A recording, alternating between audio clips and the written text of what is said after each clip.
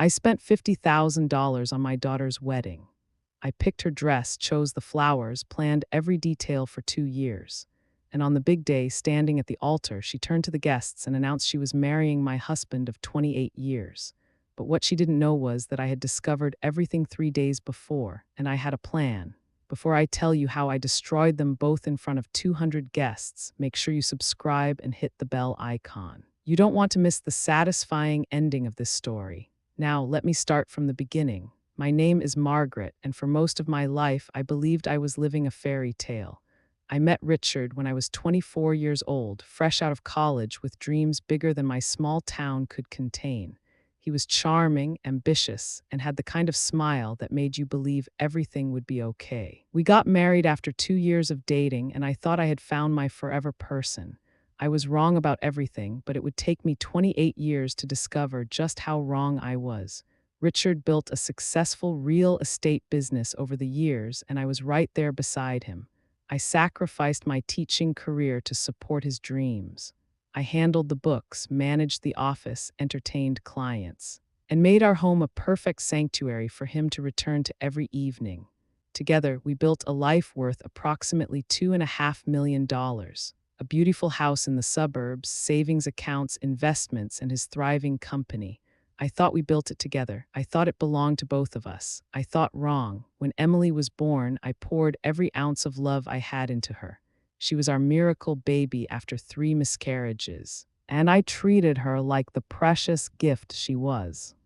Maybe I treated her too preciously. Maybe I gave her too much. Looking back, I can see how I created the monster that would eventually destroy me. But when you love someone, you don't see the warning signs. You only see what you want to see. Emily grew up wanting for nothing: private schools that cost $30,000 a year, dance lessons, piano lessons, art classes, anything she showed even a flicker of interest in. I paid for her college education. $120,000 at a prestigious university where she studied business but never actually worked a day in the field. After graduation, I bought her a car worth $35,000 and set her up in an apartment downtown that Richard and I paid for monthly. Her rent was $2,000, and we covered it without question. On top of that, I gave her a monthly allowance of $2,000 for her expenses. At 26 years old, my daughter had never held a real job, never paid a bill with her own money, and never had to struggle for anything. I thought I was being a good mother. I was actually raising someone who saw me as nothing more than an endless source of money and comfort. The day Emily announced her engagement was one of the happiest days of my life, at least. That's what I thought at the time. She called me on a Sunday afternoon, her voice bubbling with excitement. "Mom, I'm engaged," she said. "I'm getting married." My heart nearly burst with joy. I asked her a million questions. Who is he? When did you meet? What does he do? When can I meet him? Her answers were vague, almost evasive, but I was too caught up in the excitement to notice. "He's someone special," she said. "You'll meet him at the engagement party. I'm planning it for next month. I want it to be a surprise. A surprise. That word would haunt me later." I asked about the wedding, and Emily's demands began immediately. She wanted a big wedding, the kind of wedding that would make all her friends jealous. 200 guests, a luxury venue, designer flowers, gourmet catering, and of course, a dress that would make her look like a princess. The budget, $50,000. I agreed without hesitation because that's what mothers do. We give, we sacrifice. We put our children's happiness before our own. Richard seemed uncomfortable during the conversation, but I assumed he was just worried about the cost. I should have paid more attention to his discomfort. I should have asked more questions, but I trusted my husband.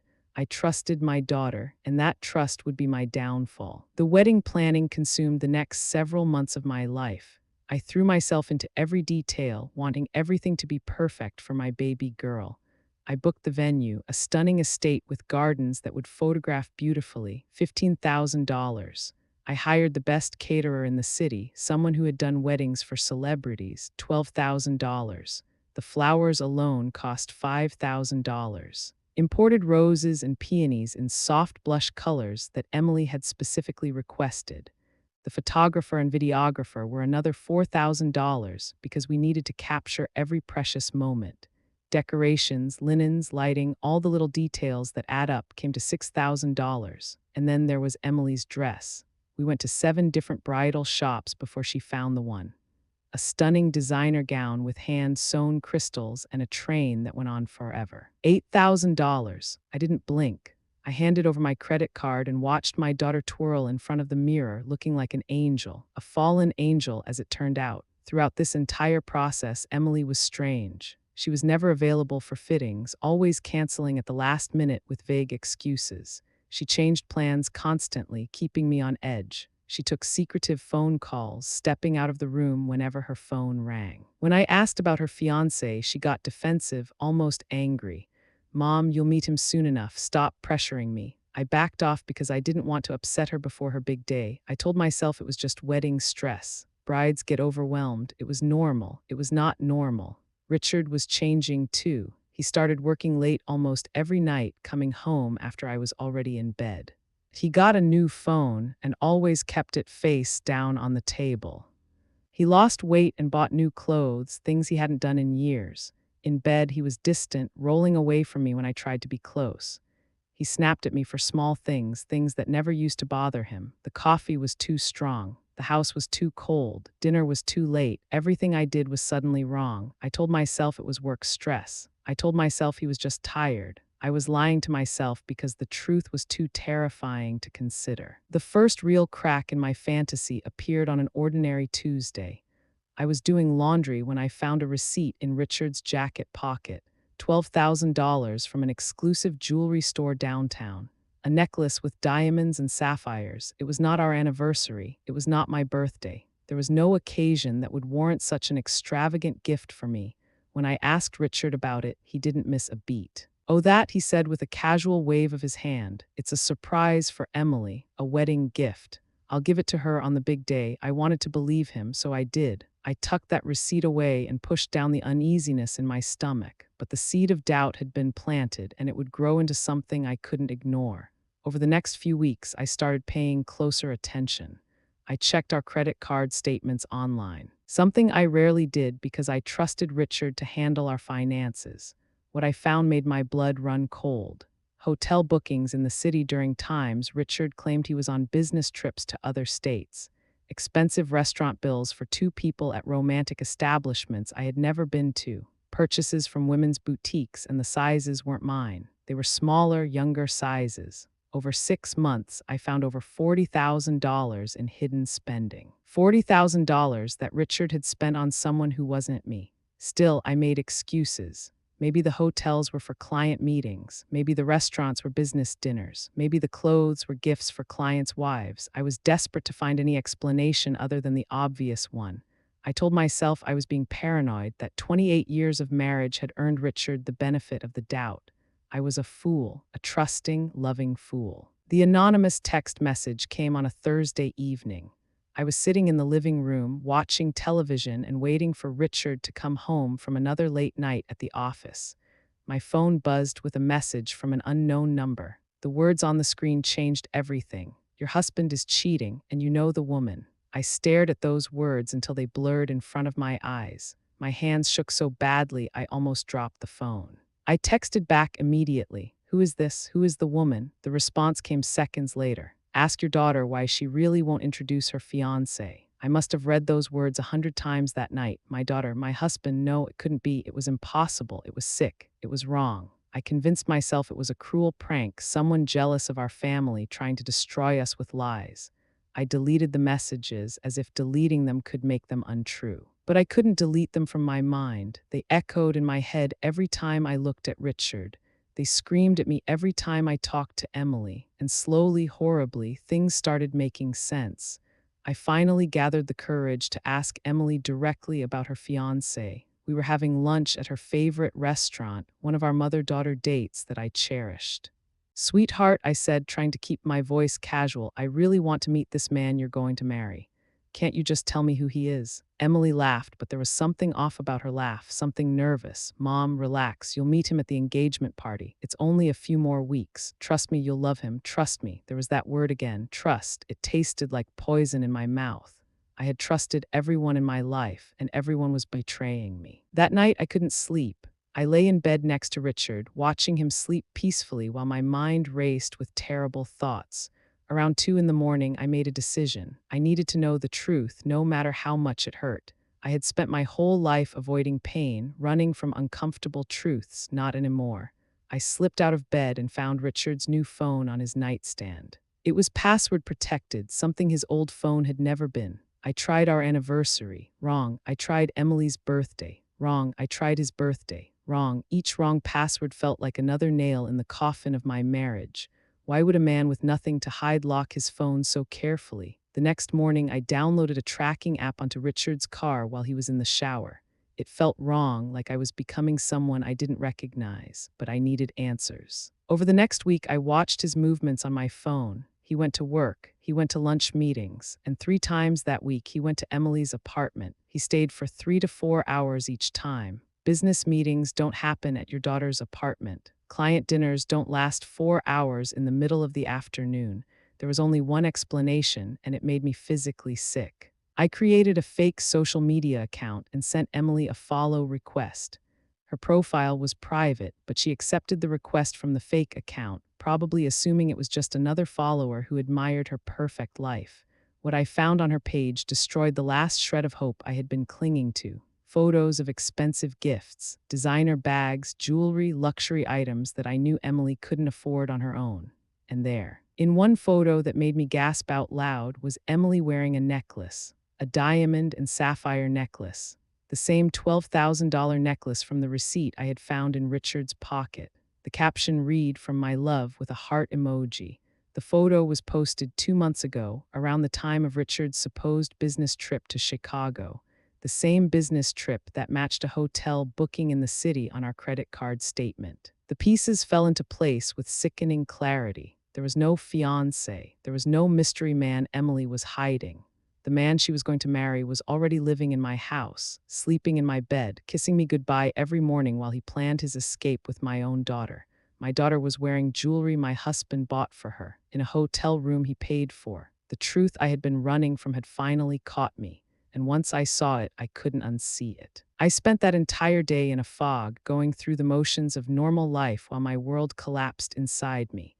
I made dinner. I smiled at Richard when he came home. I told Emily I loved her when she called to discuss wedding details. I was dead inside, but I kept moving because I didn't know what else to do. That night, I made another decision. I needed proof, real, undeniable, legally admissible proof. Because when I destroyed them, and I would destroy them, I wanted there to be no room for doubt. I found Mr. Torres through a recommendation from a friend who had gone through a difficult divorce. He was a private investigator with 30 years of experience and a reputation for discretion. When I sat in his office and explained what I suspected, he didn't flinch. "Mrs. Richardson," he said, "I've seen situations like this before, more often than you would think. Give me 1 week, and I'll get you everything you need." The cost was $5,000. I paid it from my secret savings account, money I had been setting aside for 20 years from birthday gifts and small inheritances from relatives. $80,000 that Richard didn't know existed. It would turn out to be the best investment I ever made. Mr. Torres delivered his report on a rainy Wednesday afternoon. He came to my house while Richard was at work, and we sat at my kitchen table while he showed me the evidence. Photos of Richard entering Emily's apartment building. Photos of them holding hands at a restaurant across town, somewhere they thought no one would recognize them. Photos of them kissing in a parking garage, not caring if anyone saw. And videos of them shopping together for jewelry, for clothes, for luggage. The timestamp on one video showed them buying 2 one-way tickets to Paris. One way, they weren't planning a honeymoon, they were planning an escape. The wedding was just a way to extract one final payment from me before they disappeared. 2 years. Mr. Torres told me the affair had been going on for 2 years. 730 days of lies. Every "I love you" from my husband, every "Mom, I appreciate you" from my daughter was a knife in my back. They had been planning this for 2 years, waiting for the right moment, building toward the ultimate betrayal, and I had been funding it the entire time. That night, I sat alone in my kitchen after Richard fell asleep, and I cried. But they weren't tears of sadness. They were tears of rage, of accumulated fury, of 28 years of love that had been spit on and thrown away. I cried for the woman I had been. The trusting wife and devoted mother who had given everything and received betrayal in return. And when I finished crying, I dried my eyes and started planning. They wanted a wedding, I would give them a wedding, just not the kind they were expecting. My first call the next morning was to a lawyer, not just any lawyer, but the best divorce attorney in the city. Mrs. Chen had a reputation for being ruthless in protecting her clients, particularly women who had been wronged by cheating husbands. When I showed her the evidence from Mr. Torres, her eyes widened. Mrs. Richardson, she said, this is one of the most disturbing cases of betrayal I have seen in 30 years of practice. The good news is that you have an excellent case for divorce. The great news is that you have a prenuptial agreement. I had almost forgotten about the prenup. We had signed it 28 years ago at Richard's insistence, back when he was just starting his business and wanted to protect his future assets. But the prenup had a clause that we both agreed to at the time. An infidelity clause. If either partner was proven to have committed adultery, they would forfeit 70% of all marital assets to the faithful spouse. Richard had insisted on this clause because he wanted to protect himself. He never imagined it would be used against him. Mrs. Chen documented everything. Richard's business, valued at $1.8 million, our house worth $500,000, joint savings accounts totaling $200,000, and then there was my secret account, $80,000 that was mine alone, not subject to any marital division. Additionally, Mrs. Chen pointed out that Emily's apartment lease was in Richard's name. Her car was in his name. Her credit cards were co-signed by him. When everything fell apart, she would lose it all too. They had built their affair on a foundation of my money, and I was about to pull that foundation out from under them. The next question was how to expose them. I could confront them privately, scream and cry behind closed doors where no one would see their shame. I could cancel the wedding and file for divorce quietly, letting them slink away with whatever dignity they could salvage. But after everything they had done, after 2 years of lying to my face while planning to steal my money and disappear, they didn't deserve dignity. They deserved humiliation. Public, complete, unforgettable humiliation. The wedding was in 10 days. 200 guests had already confirmed attendance. Richard's business partners would be there. Emily's friends and college classmates would be there. Both sides of the family would be there. My mother, my sisters, Richard's brothers, everyone who mattered in our social circle would be gathered in one place, expecting to witness a beautiful celebration of love. Instead, they would witness the truth. I told only one person about my plan, my sister, Diana. She was the only person I trusted completely, the only one who would help me without trying to talk me out of it. When I showed her the evidence, she cried. Then she got angry. Then she smiled a smile I had never seen on her face before. Margaret, she said, let's destroy them. Diana was my technical support.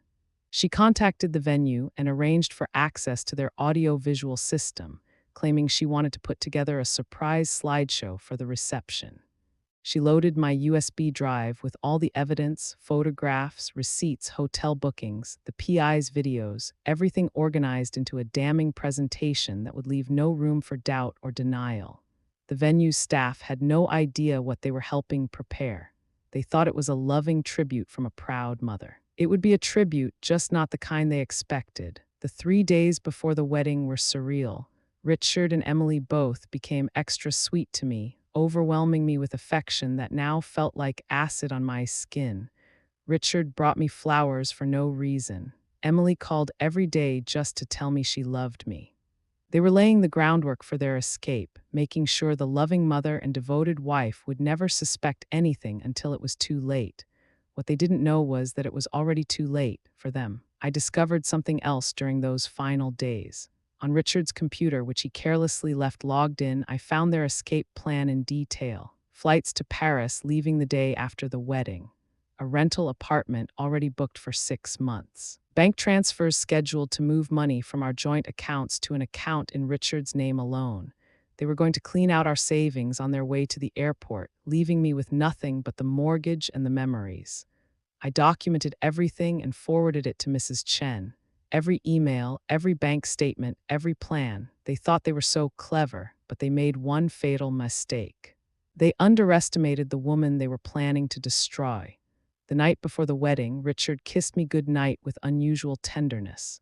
Tomorrow is a big day, he said with a smile that I now knew was fake. Yes, I replied, keeping my voice steady. Bigger than you know. He didn't catch the edge in my words. He fell asleep peacefully while I lay awake, running through every detail of my plan. For the first time in months, I felt calm. I knew exactly what was going to happen. And I was ready. Wedding day. I woke up before dawn, not from nervousness, but from anticipation.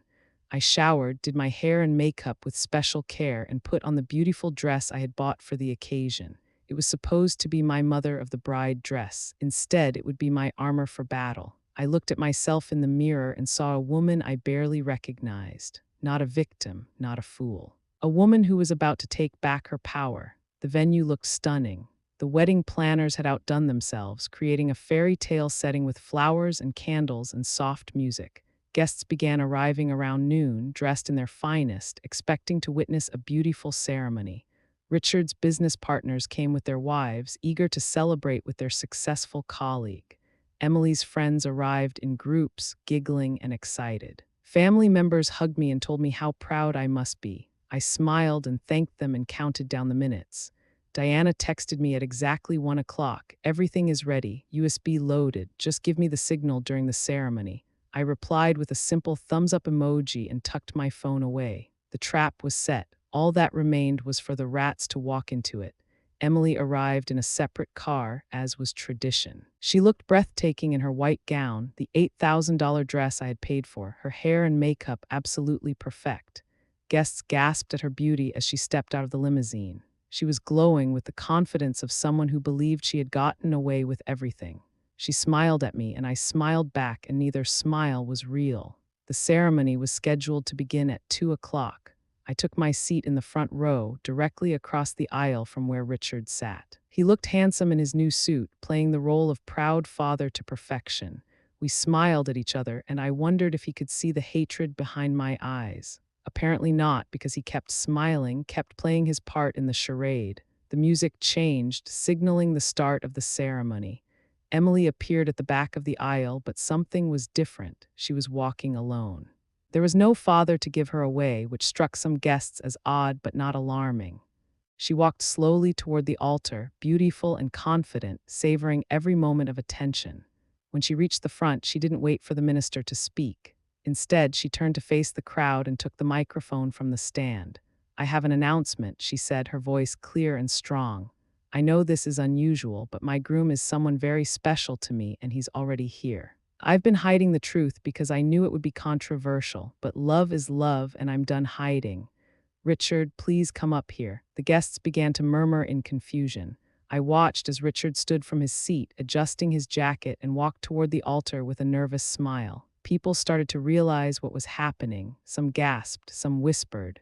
Richard's business partners exchanged shocked glances. This wasn't a joke, this was really happening. They were actually going to go through with it, right in front of me. Emily reached for Richard's hand when he arrived at her side. Before the minister could say anything, before they could exchange vows or rings or whatever twisted ceremony they had planned, I stood up. My voice came out louder than I expected, filling the entire venue. "Stop." Every head turned toward me. Emily's face flashed with annoyance. Richard's face went pale. The guests held their breath, unsure what was happening.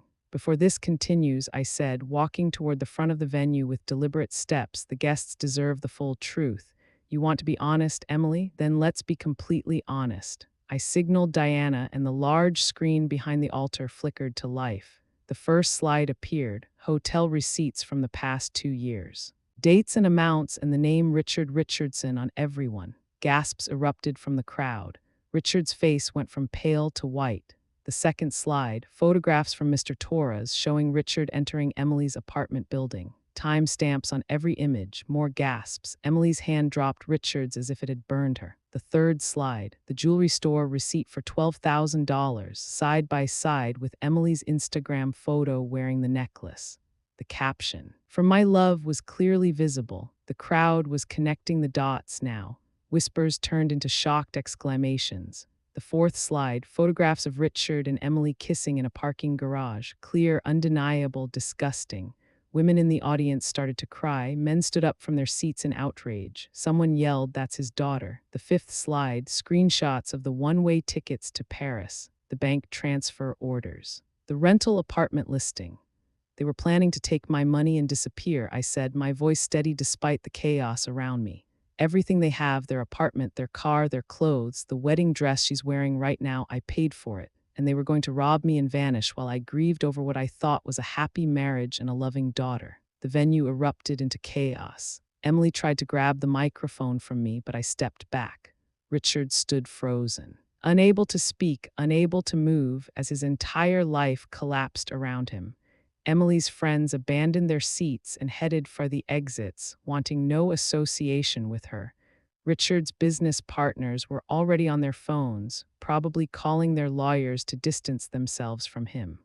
Emily's grandmother, a woman in her 80s who had been so proud of her beautiful granddaughter, stood up and walked straight to Richard and slapped him across the face so hard the sound echoed through the venue. For 28 years, I said into the microphone as the chaos continued, I was a faithful wife. For 26 years, I gave my daughter everything she ever wanted, and this is how they repay me, by sleeping together, by lying to my face, by planning to steal everything I have and leave me with nothing.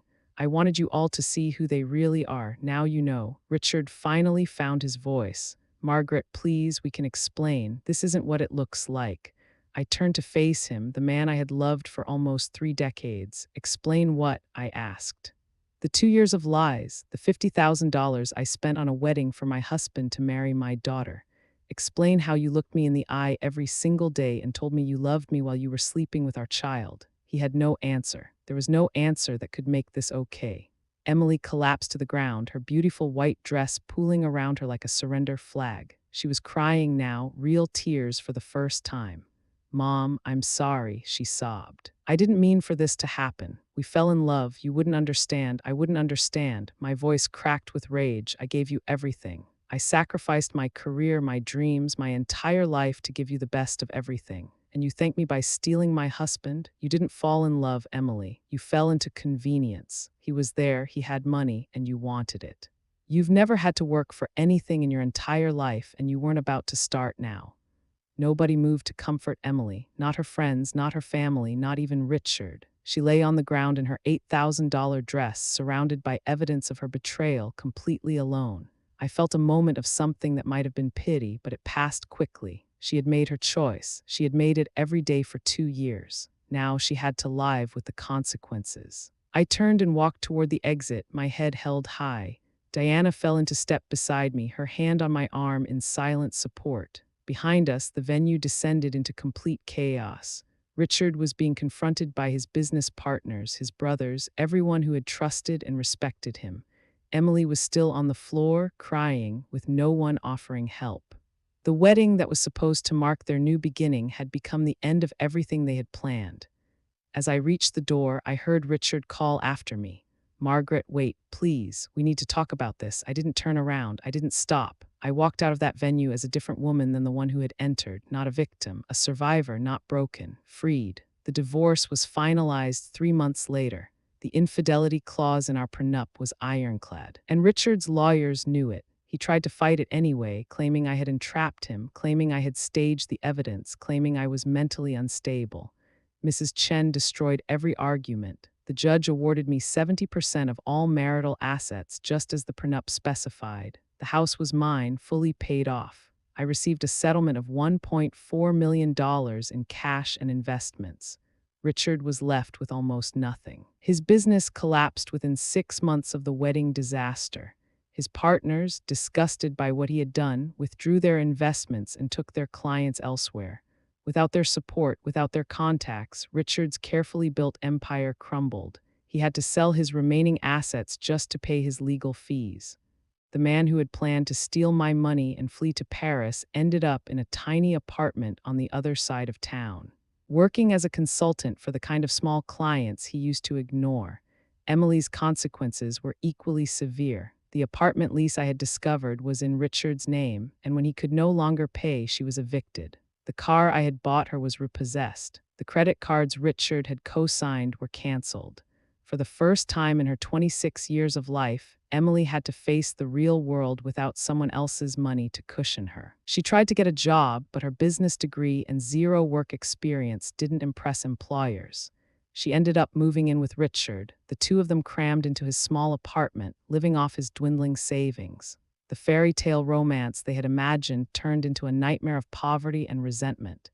I heard through mutual acquaintances that they fought constantly, without my money lubricating their relationship, without the excitement of their secret affair. They discovered they didn't actually like each other very much. Richard missed his successful lifestyle and blamed Emily for its loss. Emily resented having to work for the first time in her life and blamed Richard for getting caught. The love that had been so strong it justified destroying a family apparently wasn't strong enough to survive actual hardship. Meanwhile, I was rebuilding my life. I sold the house that held so many memories, both good and painful, and bought a beautiful apartment in the city center. It was smaller but entirely mine, filled with new furniture and new art and a new beginning. I donated a significant portion of my settlement to organizations that help elderly people who have been financially abused by family members. It felt right, using the money Richard had tried to steal to help others in similar situations. I started doing things I had given up during my marriage. I traveled, visiting Paris ironically on my own terms, not as part of some escape plan, but as a free woman exploring the world. I took painting classes and discovered I had talent I never knew existed. I joined a women's support group and made friends who understood what it meant to rebuild after betrayal. I started living for myself instead of for others, and I discovered that Margaret, just Margaret, was someone worth knowing.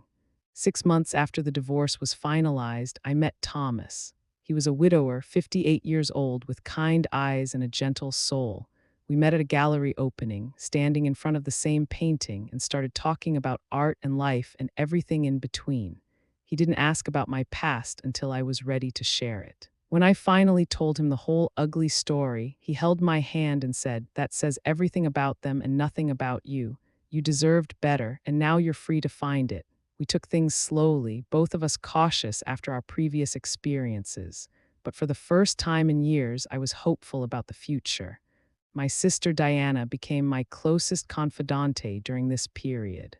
One evening, as we sat on my new balcony watching the sunset, she said something that stayed with me. "You lost a husband and a daughter, but you gained yourself. That's worth more than anything they could have taken from you." She was right. For 28 years, I had defined myself as Richard's wife and Emily's mother. My identity was wrapped up in being needed by others, in being useful to others, in giving to others until there was nothing left for me. Losing those roles, as painful as it was, forced me to discover who I was without them, and I liked who I found. 1 year after the wedding disaster, there was a knock on my apartment door. I opened it to find Emily standing there. She looked nothing like the confident young woman who had announced her engagement to my husband in front of 200 people. She was thinner, tired, wearing clothes that were clearly secondhand. Her designer bags and jewelry were gone. Her perfect hair was limp and unwashed. She looked like someone who had finally experienced real life and found it much harder than expected. "Mom," she said, her voice cracking, "please, I made a mistake. I need your help." I looked at my daughter, really looked at her for the first time in a long time. I saw the desperation in her eyes. I saw the regret. I saw a young woman who had gambled everything on a man and lost part of me. The mother part that would never fully die wanted to pull her into my arms and make everything okay, the way I had when she was a child with a scraped knee. But I also remembered. I remembered 2 years of lies. I remembered the jewelry she wore that my husband bought with my money. I remembered the kiss in the parking garage, the one-way tickets to Paris, the plan to leave me with nothing. I remembered standing in front of 200 people and hearing her say she was marrying the man I had loved for nearly 3 decades. And I remembered that she had never once in all those years thought about how I would feel. "Emily," I said, keeping my voice steady, "I loved you more than my own life. I gave you everything I had, and you destroyed me without a second thought. You didn't make a mistake, you made a choice. Every single day for 2 years, you chose to betray me. You chose him over me, now you have to live with that choice." "Mom, please," she begged, tears streaming down her face. "Richard left me. He found someone else, someone younger. I have nothing. I have no one. You're all I have left." The irony wasn't lost on me. Richard had done to Emily exactly what they had planned to do to me. He had used her until she was no longer useful, then discarded her for a newer model. It was almost poetic. "I'm sorry that happened to you," I said, and part of me meant it. but I spent 26 years giving you everything and receiving nothing but entitlement in return.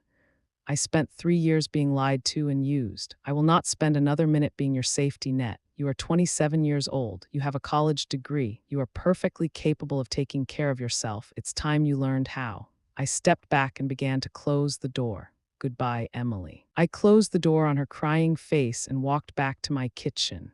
I made myself a cup of tea and sat by the window, watching the city lights flicker on as the evening darkened.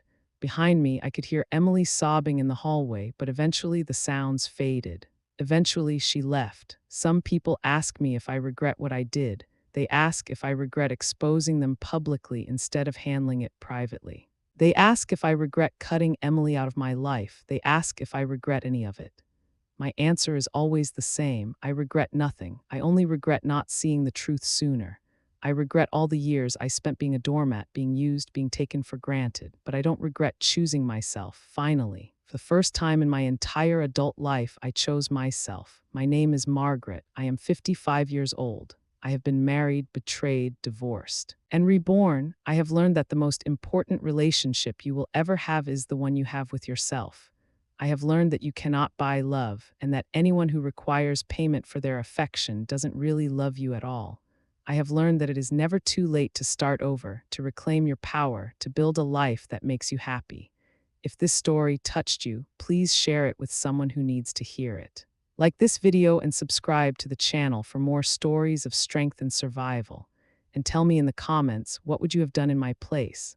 I read every comment and I would love to hear your thoughts. Until next time, remember this. You are worthy of love that doesn't hurt. You are worthy of respect that doesn't come with conditions. You are enough exactly as you are. Never let anyone, not a husband, not a child, not anyone, make you forget your own worth. Goodbye. And take care of yourself.